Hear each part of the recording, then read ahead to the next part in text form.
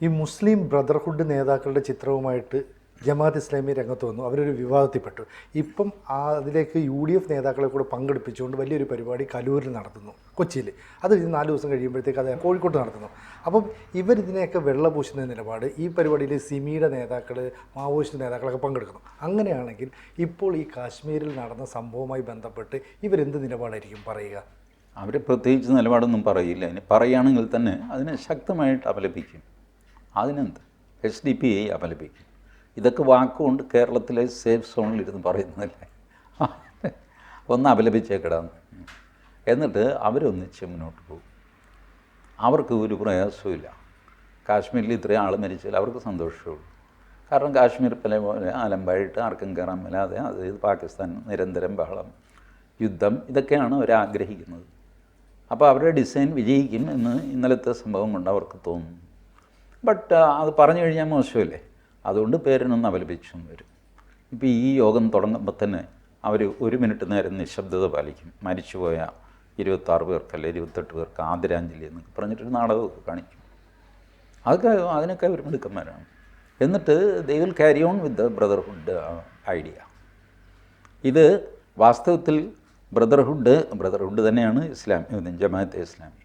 ഈ ജമാഅത്തെ ഇസ്ലാമി മറ്റ് രാഷ്ട്രീയ പാർട്ടികളിലേക്ക് കടന്നു കയറുന്ന ഏർപ്പാടാണ് നടക്കുന്നത്. ഞാൻ നിരന്തരം സുനിജിയുടെ കൂടെ നടന്നു കഴിഞ്ഞാൽ സുനിജിയുടെ ഒരു സ്വാധീനം എന്നിൽ വരും. ഇതിൽ ഇവർക്കൊന്നും ആശയദാർഢ്യം ഇല്ലാത്ത ആൾക്കാരാണ് കോൺഗ്രസിൻ്റെ ആൾക്കാർ. കോൺഗ്രസ്സിന് പ്രത്യേകിച്ചൊരു ഐഡിയോളജി അങ്ങനെയൊന്നും ഇല്ലല്ലോ, ഒരു വഴുവഴുപ്പൻ പരിപാടി. അതേസമയം ജമാഅത്തെ ഇസ്ലാമിക്ക് കൃത്യമായ അജണ്ടയും സംഗതിയൊക്കെയാണ്. ഇപ്പോൾ ജമാഅത്തെ ഇസ്ലാമിയുടെ സ്വാധീനം കോൺഗ്രസ്സിലേക്ക്, മുസ്ലിം ലീഗിലേക്ക് വർദ്ധിച്ചു വരികയും തിരിച്ചുള്ള സ്വാധീനം കുറയുകയും ചെയ്യും. തിരിച്ചിവർക്ക് സ്വാധീനിക്കാൻ സാധ്യമല്ല. കാരണം ഇവർക്കൊരു ഉറച്ച ആദർശമില്ല. അപ്പോൾ ജമാഅത്തെ ഇസ്ലാമിയുടെ സ്വാധീനത്തിലേക്ക് മെല്ലെ എല്ലാവരും വരും. അതാണ് അവരുടെ ഡിസൈൻ. അങ്ങനെ മൊത്തം UDFനെ, മുസ്ലിം ലീഗിനെ മുൻനിർത്തി അതിൻ്റെ കൂടെ ബാക്കിയുള്ളവരെ എല്ലാം കൊടുത്തി അതിൻ്റെ നേതൃത്വത്തിൽ ജമാഅത്തെ ഇസ്ലാമി വരിക, അല്ലെങ്കിൽ അതിൻ്റെ നിയന്ത്രണത്തിലെങ്കിലും വരിക. നേതൃത്വത്തിൽ വരാൻ പ്രയാസമാണ്, ആൾക്കാർ മാറിക്കൊടുക്കില്ലല്ലോ. നിയന്ത്രണത്തിൽ കൊണ്ടുവരിക, ആ ഡിസൈനാണ് അവരിപ്പോൾ നടപ്പിലാക്കുന്നത്. ഈ ഹസനുൽ ബന്ന അല്ലെങ്കിൽ ഈ പറയുന്ന സയ്യിദ് കുത്തുൽ എന്നൊക്കെ പറയുന്ന നേതാക്കൾ ഇത് ബ്രദർഹുഡിൻ്റെയാണ്, അവരുടെ ആശയങ്ങളാണ് ജമാഅത്ത് ഇസ്ലാമി പേരുന്നത്. അതിലേക്ക് UDFൻ്റെ നേതാക്കളെ കൊണ്ടുവരുന്നു. അപ്പോൾ ലീഗിൻ്റെ നേതാക്കളും പങ്കെടുക്കുന്നു. അപ്പോൾ ഇവരെല്ലാം കാഴ്ചവെക്കുന്ന ആശയം അല്ലെ ഐഡിയോളജി എന്ന് പറയുന്നത് ജമ്മു കാശ്മീരിൽ നടപ്പാക്കിയ ഭീകരവാദികളുടെ ആശയമാണെന്ന് കേരളത്തിലെ ജനങ്ങൾ ചിന്തിക്കില്ലേ? പിന്നെ ഇവരോട് ആര് പോകും? അല്ല, അങ്ങനെ ചിന്തിപ്പിക്കാതെ ചെയ്യാൻ അവർക്കറിയാം. ഈ കേരളത്തിലെ ജനങ്ങൾ എന്ന് പറയുമ്പോൾ അതിനകത്ത് ഇവരും പെടുമല്ലോ.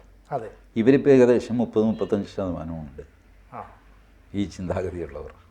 അല്ലാത്തവർ പിണറായി വിജയൻ്റെ കൂടെയുള്ള അന്ധരായ കമ്മ്യൂണിസ്റ്റ് ഭക്തരാണ്. അവർക്ക് ഇവരോട് വിരോധമൊന്നുമില്ല. അവർക്ക് അധികാരം വേണം, അത്രേ ഉള്ളൂ. അപ്പോൾ അധികാരം കിട്ടാതെ വരും, അല്ലെങ്കിൽ അധികാരത്തിന് ഇവരൊരു ത്രെറ്റാണെന്ന് വന്നു കഴിയുമ്പോൾ 4 പ്രസംഗം ഇവർക്കെതിരെ അവർ ചെയ്യും. ഇടയ്ക്കിടയ്ക്ക് പറയാനില്ല, കോഴിക്കോട് ജില്ലാ സെക്രട്ടറി P. മോഹനൻ പറഞ്ഞു ഇസ്ലാമിക തീവ്രവാദികൾ നുഴഞ്ഞു കയറിയിട്ടുണ്ട് എന്നൊക്കെ പറഞ്ഞ് ആഘോഷിക്കും. CPM നന്നായി എന്നൊക്കെ ചിലർ വാദിക്കും. CPM ഹിന്ദുത്വ അജണ്ട നടപ്പാക്കുന്നു എന്ന് പറഞ്ഞ് ആരോപണം വരും. ഇതൊക്കെ നടക്കും. 3-4 ദിവസം കൊണ്ട് അവർ കുറേ വോട്ടങ്ങ് പിടിക്കും. വോട്ട് കിട്ടിക്കഴിഞ്ഞാൽ പിന്നെ കഴിയും. അപ്പോൾ അങ്ങനെ നിൽക്കുന്ന മാർക്സിസ്റ്റ് പാർട്ടി. ഇതാണ് മെയിൻ സ്ട്രീം രണ്ടെണ്ണം, LDF UDF. ഇപ്പുറത്ത് BJP ഒരു ഹിന്ദു പാർട്ടി എന്ന് പറയാമോ? It's not possible. ഇപ്പോഴത്തെ സിറ്റുവേഷനിൽ അവർ ഡെവലപ്മെൻറ്റ് അതിലൊക്കെയാണ് അവരുടെ ശ്രദ്ധ. അപ്പോൾ അവർ വളർന്നു വരുന്നുണ്ട്. ബട്ട് ഇവരുടെ സ്വാധീനം ഇപ്പം UDFനെ ഏകദേശം ജമാഅത്തെ ഇസ്ലാമി കുത്തിക്കൊണ്ട് റാഞ്ചിക്കൊണ്ട് പോകും. LDFന് അതിനുള്ളിൽ ഓൾറെഡി അവരുടെ ആൾക്കാരുണ്ട് താൻ. റാഡിക്കൽ ഇസ്ലാം അവരുടെ തലപ്പത്ത് വരെയൊക്കെ എത്തിയിട്ടുണ്ട്. ഓരോ ജില്ലയായിട്ട് അവരാണ് നിയന്ത്രിക്കുന്നത്. എന്തിനാണെന്ന് ഇതൊക്കെ ഒളിച്ചൊഴിക്കുന്നത്? കൊല്ലം ഇസ്ലാമിസ്റ്റ് നിയന്ത്രണത്തിലാണ് CPM. ആലപ്പുഴയിലെ CPM ഇസ്ലാമിസ്റ്റ് നിയന്ത്രണത്തിലാണ്. എറണാകുളത്തെ CPM ഇസ്ലാമിസ്റ്റ് നിയന്ത്രണത്തിലാണ്. സെക്രട്ടറി ആരാ, പ്രസിഡൻ്റ് ആരാന്ന് നിങ്ങൾ നോക്കണ്ട. ചരട് ഇരിക്കുന്ന ആരുടെ കയ്യിലാണെന്ന് അന്വേഷിച്ച് നോക്കുക. അപ്പോൾ നിങ്ങൾക്ക് മനസ്സിലാവും. ഞാനൊരു വ്യക്തിയുടെയും പേരൊന്നും പറയുന്നില്ല. ഇത് ഏകദേശം സുവ്യക്തമായിട്ട് ആലപ്പുഴയിൽ ഇതേ ചൊല്ലി കലാപം ഉണ്ടാക്കിയിട്ട് പാർട്ടിയിൽ നിന്ന് ആൾക്കാർ രാജിവെച്ച് പോകുന്ന എന്തെല്ലാം സംഭവിക്കുന്നു ആലപ്പുഴയിൽ. ആ വാർത്തകൾ തന്നെ അങ്ങ് തമസ്കരിച്ച് കളയും. മറ്റ് സ്ഥലത്ത് മറ്റ് പ്രശ്നങ്ങളിൽ ആരെങ്കിലും പാർട്ടിയിൽ വഴക്കുണ്ടാക്കുകയോ ഒക്കെ ചെയ്തു കഴിഞ്ഞാൽ അത് വലിയ വാർത്തയായിട്ട് ചർച്ചയായിട്ട് വരും. ആലപ്പുഴ ജില്ലയിലെ സംഭവം ഇന്ന് വരെ ചർച്ചയായിട്ടില്ല, ശ്രദ്ധിച്ചിട്ടുണ്ട്. കാരണം ആലപ്പുഴ ജില്ലയിൽ പച്ച പ്ലെയിനായിട്ട് ഈ റാഡിക്കൽ ഇസ്ലാമിൻ്റെ കടന്നുകയറ്റത്തിനെതിരെ പ്രതിഷേധിച്ചിട്ടാണ് പാർട്ടിയിലെ അംഗങ്ങളും നേതാക്കളും ഒക്കെ രാജിവെച്ച് പോകുന്നത്. ജി സുധാകരൻ്റെ പ്രധാന കംപ്ലയിൻ്റ് ഇതാണ്. അദ്ദേഹം അത് തുറന്നു പറഞ്ഞിട്ടില്ല, വേറെ കാര്യം. ബട്ട് ഇത് മാധ്യമങ്ങൾ ഇതിൽ ശ്രദ്ധിച്ചാൽ, ആലപ്പുഴ ജില്ലയിൽ ശ്രദ്ധിച്ചാൽ CPM-നകത്ത് എങ്ങനെ ജിഹാദികൾ നുഴഞ്ഞു കയറി എന്നുള്ളത് പുറത്തു വരും. കോൺഗ്രസിൻ്റെ കാര്യം വളരെ പരസ്യമായിട്ടും പച്ചയ്ക്കുമൊക്കെയാണ് അവർ ചെയ്യുന്നത്. ഹസനുൽ ബന്നയുടെ ചിത്രം പ്രദർശിപ്പിച്ചത് അവർക്കൊരു സെറ്റ് ബാക്കായി. പക്ഷേ ആ സെറ്റ് ബാക്ക് അവർ താമസിയാതെ തന്നെ അത് ഡാമേജ് റെഡിയാക്കിയെടുക്കും. നിയമസഭാ തെരഞ്ഞെടുപ്പിനാണെങ്കിലും പഞ്ചായത്ത് തെരഞ്ഞെടുപ്പിനാണെങ്കിലും ഇനി സമയമുണ്ടല്ലോ. അപ്പോൾ അതവർ ആ ഡാമേജ് അവർ മാറ്റിയെടുക്കും. This is what is happening. തദ്ദേശഭരണ തെരഞ്ഞെടുപ്പ് അടുത്തിരിക്കുകയാണ്. ഈ സമയത്ത് ഈ കാര്യങ്ങളൊക്കെ ഇപ്പോൾ BJP ആയിക്കോട്ടെ CPM ആയിക്കോട്ടെ ജനങ്ങളുടെ മുന്നിൽ അവതരിപ്പിച്ചാൽ ഓരോ വാർഡിലും പഞ്ചായത്തിലുമൊക്കെ അല്ലെങ്കിൽ നഗരസഭയുടെ ഓരോ ബൂത്ത് അങ്ങനെയൊക്കെ ഉള്ള സ്ഥലങ്ങളിൽ ജനങ്ങൾ ഇത് മനസ്സിലാക്കുന്നു. ഈ ജമാഅത്ത് ഇസ്ലാമിയുടെ ഐഡിയ എന്ന് പറയുന്നത് ഇന്ന വർഷം കൊണ്ട് ഇന്ത്യയെ ഒരു മുസ്ലിം രാജ്യമാക്കി മാറ്റുക എന്നുള്ളതാണ്. അതിൻ്റെ അടിസ്ഥാനത്തിലാണ് ഇവർ ഇത്തരത്തിലുള്ള നേതാക്കളുടെ ചിത്രങ്ങൾ പ്രദർശിപ്പിക്കുന്നത്. ആ രീതിയിലൊരു പ്രചരണം വന്നാൽ ഇവരുടെ ഈ പദ്ധതികളെല്ലാം പൊളിഞ്ഞു പോകില്ലേ? ആ രീതിയിലുള്ള പ്രചരണം വരില്ല. ഇപ്പോൾ പഞ്ചായത്ത് തിരഞ്ഞെടുപ്പ് വരുന്നു, ഒരു വാർഡ്, അവിടെ ജമാഅത്തെ ഇസ്ലാമിക്കെതിരെ ഹസനുൽ ബന്നയ്ക്കെതിരെ ഒക്കെ പ്രസംഗിക്കണം അജണ്ട അനുസരിച്ച്. നോക്കുമ്പോൾ അവിടെ 60% അല്ലെ 55% മുസ്ലിങ്ങളുള്ള വാർഡാണ്. BJP പോലും ആ പ്രസംഗം വേണ്ടാന്ന് വയ്ക്കും. അതെ, നീ അനാവശ്യമായ കാര്യങ്ങളൊന്നും പറഞ്ഞ് മുസ്ലിങ്ങളുടെ വോട്ട് പോകും കേട്ടോ, അവർ നല്ല ശതമാനം വോട്ടുണ്ട് അവർക്ക്. അതുകൊണ്ട് നീ ഒരു കാര്യം ചെയ്യും, പാലം പണിയും കലുങ്ക് പണിയും റോഡ് പണിഞ്ഞു തരും എന്നൊക്കെ പറഞ്ഞാൽ മതി. ഇതാണ് പ്രായോഗികമായിട്ട് വരുന്ന പ്രശ്നം. ഈ ജനസംഖ്യ ഒരു ക്രിട്ടിക്കൽ മാസ് കടന്നു മുസ്ലിങ്ങളിൽ. അതുകൊണ്ട് നിങ്ങളിപ്പോൾ മുസ്ലിങ്ങൾക്കെതിരെ സംസാരിച്ചു കഴിഞ്ഞാൽ സോഫ്റ്റായിട്ടുള്ള നിങ്ങൾ ഹാർഡ് മുസ്ലിങ്ങൾക്കെതിരെയാണ് സംസാരിക്കുന്നത്. റാഡിക്കൽ മുസ്ലിമിനെതിരെ, ഹസനുൽ ബന്ന, മുസ്ലിം ബ്രദർഹുഡ് അവർക്കെതിരെയാണ് സംസാരിക്കുന്നത്. ബട്ട് കേൾക്കുന്നൊരു സാധാരണ മുസ്ലിമിന് തോന്നുന്നത് എന്താ? ഇവൻ നമുക്കിട്ട് ആലോചിക്കുകയാണല്ലോ, ഇതാണ് തോന്നുന്നത്. അതോടെ അവൻ്റെ വോട്ട് നിങ്ങൾക്ക് നഷ്ടപ്പെടും. ഇതുള്ളത് കൊണ്ട് രാഷ്ട്രീയ പാർട്ടികൾ ഇവരെ വിമർശിക്കാൻ ധൈര്യപ്പെടുകയില്ല. ഈ കളത്തിൽ അറിഞ്ഞുകൂടായിട്ടില്ല. ബട്ട് പ്രായോഗികമായിട്ട് അവരുടെ വോട്ടാണ് 30% മുസ്ലിങ്ങളും. 30% മുസ്ലിങ്ങളൊരു വാർഡിൽ വേറെ ഏതെങ്കിലും സ്ഥാനാർത്ഥി ജയിക്കുമോ? ഇല്ല.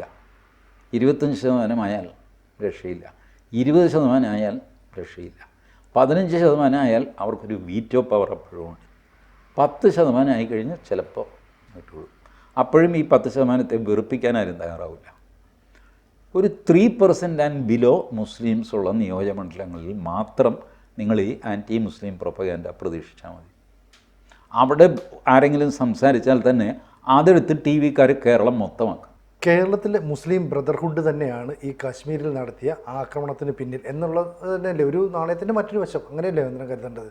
അത് സത്യമാണ്. അത് ലോകത്തിൽ സകല സാധനവും പേര് പലതും ഉണ്ടാവാം, ബട്ട് അവരുടെ ആശയം ഒന്ന് തന്നെയാണ്, to annihilate non Muslims, either convert them or annihilate them. അപ്പോൾ അവർക്ക് എളുപ്പം അനിഹിലേറ്റ് ചെയ്യുക, തീർത്ത് കളയുക എന്നുള്ളതാണ്. അല്ല ഇയാളെ പിടിച്ചുകൊണ്ട് പോയി ഉപദേശിച്ച് കൺവേർട്ട് ചെയ്ത് എന്ത് ചെയ്യാനാണ്? അതൊക്കെ വലിയ പ്രയാസമാണ്. പിടിച്ചുകൊണ്ട് പോകുന്നതിൽ എളുപ്പമാണല്ലോ കൊന്നുകളയാൻ, ദൂരെ നിന്ന് തന്നെ വെടിവെച്ച് കൊല്ലാം. പിടിച്ചുകൊണ്ട് പോകണമെങ്കിൽ അടുത്ത് വരണ്ടേ? അപ്പോൾ അത് വലിയ റിസ്ക്കാണ്. അതുകൊണ്ട് കൊന്നുകളയുക എന്നുള്ളതാണ് അവരുടെ. ഇപ്പം കാശ്മീരിൽ നടന്നതിന് വേറെയും ചില ബാക്ക്ഗ്രൗണ്ടൊക്കെ ഉണ്ട്. പാകിസ്ഥാൻ ലോകഭൂപടത്തിൽ അപ്രസക്തമായ ഒരു രാജ്യമായി എന്നുള്ള അവരുടെ വിഷമമുണ്ട്. പാകിസ്ഥാനെ പറ്റി ആരും ഡിസ്കസ് ചെയ്യാറില്ല ഇപ്പം. അപ്പോൾ അവരുടെ പ്രസക്തി തെളിയിക്കുക, ആ ഒരു ഉദ്ദേശം കൂടെ ഉണ്ട്. ബട്ട് ഇതിനൊക്കെ ഈ ചാവേറിനെ അവർക്ക് കിട്ടുന്നത് അങ്ങനെ പഠിപ്പിച്ചു വിടുന്നതുകൊണ്ടാണ്. പാകിസ്ഥാനിൽ ഈ മദ്രസ ഫാക്ടറികളുണ്ട്. അപ്പോൾ നമ്മുടെ ചെറുക്കനെ ഒരു 10-ാം വയസ്സിൽ അങ്ങോട്ട് വിട്ട് കഴിഞ്ഞാൽ ബാക്കി അവർ നോക്കും. പിന്നെ നമ്മൾ അന്വേഷിക്കില്ല, ഇവനെ റൈറ്റ് ഓഫ് ചെയ്തിട്ടാണ് ഇവനെ വിടുന്നത്. പിന്നെ അവനെ എവിടെ പോയി നോക്കില്ല. ഈ ഏറ്റുമുട്ടലിലൊക്കെ മരിച്ചു പോകുന്നവർക്ക് അച്ഛനും അമ്മയും സംഗതിയും ഒന്നുമില്ല. അവരാരുടെ മക്കളാണ് ആരുമില്ല, അവർക്ക് വേണ്ടി കരയാനും ആരുമില്ല. അതുകൊണ്ടാണ് കാർഗിലിലെ യുദ്ധസമയത്ത് ഓർക്കുന്നുണ്ടോ, കുറേ അധികം പട്ടാളക്കാരെ അവർ ഞങ്ങളുടേതല്ല എന്ന് പറഞ്ഞു കളഞ്ഞു പാകിസ്ഥാൻ. ഡെഡ് ബോഡി വേണ്ടല്ലേ. എന്നിട്ട് നമ്മളിവിടെ ഇസ്ലാമിക വിധിപ്രകാരം അത് ക്രിമേറ്റ് ചെയ്യരുത്. അവർ പോയി ഞങ്ങളുടെ ആൾക്കാരല്ല. കാരണം അവരുടെ ആൾക്കാരാണെന്ന് പറഞ്ഞ് ഏറ്റെടുത്താൽ എവിടെ കൊണ്ടുപോയി കൊടുക്കാൻ, ആരുടെ മകനായത് അവർക്ക് തന്നെ അറിയില്ല. 10-ാം വയസ്സിൽ എവിടുന്നോ കയറി വന്നതോ പിടിച്ചുകൊണ്ട് വന്നതോ ഒക്കെയാണ്. അപ്പോൾ അവരെ സമയത്തോളം ഇപ്പോൾ അവരുടെ 15 പേര് മരിച്ചു, നമ്മുടെ 2 പേരെ കൊന്നു. അവർ റിപ്പോർട്ട് ചെയ്യുമ്പോൾ ചേട്ടാ 2 പേരുടെ അവരെ കൊന്നിട്ടുണ്ട്, വെരി ഗുഡ്, പക്ഷെ നമ്മുടെ 15 പേര് മരിച്ചു, അത് സാരമില്ല, 2 പേരെ കൊന്നല്ലോ. ഇതാണ് അവരുടെ നോട്ടം. അവരുടെ എണ്ണം അവർക്ക് പ്രശ്നമില്ല, മരിക്കാനായിട്ട് ഇങ്ങനെ പ്രൊഡ്യൂസ് ചെയ്തുകൊണ്ടിരിക്കുക ഫാക്ടറിയിൽ. അപ്പോൾ ചെറിയ വിജയം പോലും അവർ ആഘോഷിക്കുക. പിന്നെ നമ്മളാണ് ഈ ലാഭനഷ്ടങ്ങൾ നോക്കുന്നത്. നമ്മുടെ 15 പട്ടാളക്കാർ മരിച്ചു എന്നിട്ട് 2 തീവ്രവാദികൾ പകരം 15 പട്ടാളക്കാരും. കാരണം നമ്മൾ അസാമാന്യമായ ട്രെയിനിങ് കൊടുത്ത് എത്ര വർഷമൊക്കെ കഴിഞ്ഞിട്ടാണ് ഈ പട്ടാളക്കാരെ നമ്മൾ തയ്യാറാക്കുന്നത്. അവരങ്ങനെയല്ല, മരിക്കാൻ തയ്യാറാവുകയാണ്, വേറെ ട്രെയിനിങ്ങോ സംഗതിയൊന്നുമില്ല. ഒരു AK-47 കയ്യിൽ വെച്ച് കൊടുത്തിട്ട് അത് ഫയർ ചെയ്യാൻ പഠിപ്പിക്കുന്നു, അതിനൊരു 3 ആഴ്ച. ബാക്കി മുഴുവൻ ഈ ഓത്താണ്, മരിച്ചു കഴിഞ്ഞാൽ കിട്ടുന്ന സംഗതി. ഈ ജീവിതമെല്ലാം മരിക്കണം. മരിക്കാൻ എന്ത് ചെയ്യണം? ഹിന്ദുവിനെ കൊല്ലണം, അപ്പോൾ നിനക്ക് സ്വർഗരാജ്യം കിട്ടും. അതാണ്. അപ്പോൾ ഈ ലഷ്കർ-ഇ-തോയ്ബ എന്ന് പറയുന്ന ഗ്രൂപ്പാണ് ഇപ്പം കശ്മീരിൽ ആക്രമണം നടത്തിയത്. അതുപോലെ തന്നെയാണ് നമ്മളും പ്രവർത്തിക്കുന്നത് എന്നുള്ളൊരു തോന്നൽ ഈ ജമാഅത്ത് ഇസ്ലാമിക്ക് ഉണ്ടെങ്കിൽ അവരിങ്ങനെയുള്ള ഒരു പരിപാടി സംഘടിപ്പിക്കുമ്പോൾ ലീഗിൻ്റെ CPM-ൻ്റെ ഒക്കെ MLA-മാരെ ഉൾപ്പെടെ അവർക്ക് അക്സെപ്റ്റൻസ് വേണ്ടേ? ഉളുപ്പുണ്ടാവില്ലേ? അക്സെപ്റ്റൻസ് വേണ്ട. ഇപ്പോൾ ഉളുപ്പിനൊന്നും, അതൊക്കെ വളരെ നിസ്സാര കാര്യം. ഉളുപ്പ് എന്നൊക്കെ പറയുന്നത് അതൊന്നുമല്ല. ഇതൊക്കെ വളരെ കാൽക്കുലേറ്റഡ് ആയിട്ടുള്ള ആക്ഷൻസാണ്. അവർക്ക് അവരുടെ ലക്ഷ്യത്തിലെത്തണം, അവർക്ക് അക്സെപ്റ്റബിലിറ്റി കിട്ടണം. ഒരു കാര്യം, തുടക്കത്തിൽ മാധ്യമം, പത്രം, പിന്നീട് മീഡിയ 1 ചാനൽ, ഈ 2ലും ആൾക്കാർ പോകാൻ മടിച്ചിരുന്നൊരു കാലമുണ്ടായിരുന്നു. കാരണം അത് തീവ്ര ഇസ്ലാമിൻ്റെ പത്രമാണ്, അതിൽ എഴുതുന്നത് കുറച്ചിലാണ്. തീവ്ര ഇസ്ലാമിൻ്റെ ചാനലാണ്, അതിൽ സംസാരിക്കാൻ പോകുന്നത് കുറച്ചിലാണ്. പക്ഷേ മെല്ലെ മെല്ലെ അത് മാറിയെടുത്ത് അവർ പല രീതിയിൽ ആൾക്കാരെ ക്ഷണിക്കുന്നു, വരുന്നവർക്ക് പൈസ കൊടുക്കുന്നു, പദവികൾ ഇത് ചെയ്തിട്ട് അങ്ങനെ. മാധ്യമം പത്രത്തിൽ അവർ അക്സെപ്റ്റബിലിറ്റിക്ക് വേണ്ടിയിട്ട് C. രാധാകൃഷ്ണനെ പത്രാധിപരായിട്ട് വെച്ചു. ഇപ്പോഴും C. രാധാകൃഷ്ണൻ ജീവനോടെയുണ്ട്, മാധ്യമത്തിൻ്റെ ചീഫ് എഡിറ്റർ അല്ലെന്നേ ഉള്ളൂ. This is the way they operate. But ഇത് അറിഞ്ഞുകൊണ്ട് തന്നെ ആൾക്കാർ പോയി ചാടും. Because you get a big offer. മാസം 2 ലക്ഷം രൂപ ശമ്പളം തരാൻ സാർ, ചുമ്മാ ഒന്ന് ചീഫ് എഡിറ്റർ എന്ന് പേര് വെച്ചാൽ മതി, ബാക്കി പിള്ളേർ ചെയ്തോളും. C. രാധാകൃഷ്ണൻ 2 ലക്ഷം രൂപ വാങ്ങിച്ചത് ചെയ്തു എന്നല്ല ഞാൻ പറയുന്നത്. The offer which they give is irresistible. അങ്ങനെ അവർ അക്സെപ്റ്റൻസ് നേടുന്നു. ഇപ്പം മറ്റ് പൊളിറ്റിക്കൽ പാർട്ടികളുടെയും കൂടെ ഇരുന്ന് ഫോട്ടോയൊക്കെ എടുത്തിട്ട് അവർ അക്സെപ്റ്റബിൾ ആകും. ചുരുക്കം പറഞ്ഞാൽ വോട്ട് ബാങ്കിനായിട്ട് ഇടത് വലത് മുന്നണികൾ ഈ പറയുന്ന ജമാഅത്ത് ഇസ്ലാമിയുമായിട്ട് കൂട്ടുകൂടി ഇനി മുന്നോട്ട് പോകും. ഇതൊക്കെ ഉണ്ടായി. യെസ്, തീർച്ചയായിട്ടും. നമുക്ക് നോക്കാം. കൂടുതൽ വാർത്തകളും വിശേഷങ്ങളും നിങ്ങളിലേക്ക് എത്താൻ ABC മലയാളം സബ്സ്ക്രൈബ് ചെയ്യുക, ബെൽ ബട്ടണും അമർത്തുക.